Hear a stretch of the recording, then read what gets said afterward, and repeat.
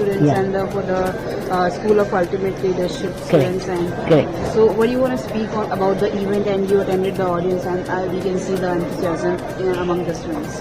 Yeah, students, this is why I love speaking to the youth. They're so pure at heart. They've got energy, and that's exactly what I told them. You're the richest.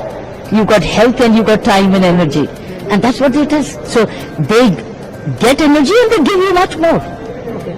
Sir, if we speak about the new CM of Delhi, she is also a woman, and you always appreciate women leadership, be it on the field, off the field. What do you want to speak on the new CM of Delhi? We have very high hopes. India needs her now. India needs, Delhi particularly, Delhi needs wholesale attention. Wholesale, comprehensive attention. From Yamuna to a garbage bin.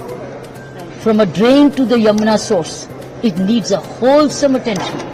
Okay. Ma'am, you've been in Delhi for so long during your duties from West Delhi. We have seen how you have, eradicated the crime against women in West Delhi especially. So do you think Delhi needs more safety and other concern? This is a soul event. Okay.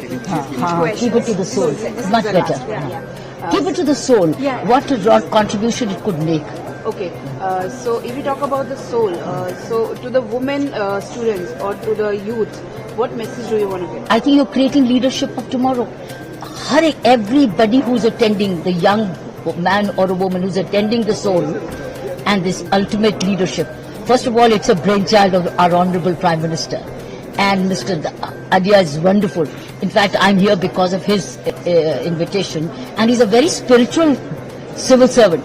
And I think there's got to be a lot of values driven into this management. And I call it the Harvard of the East or the soul of the world. It is the soul of the world, and it will emerge as the soul of the world. You will see many Westerners learning leadership and management, wanting to join soul in the near future.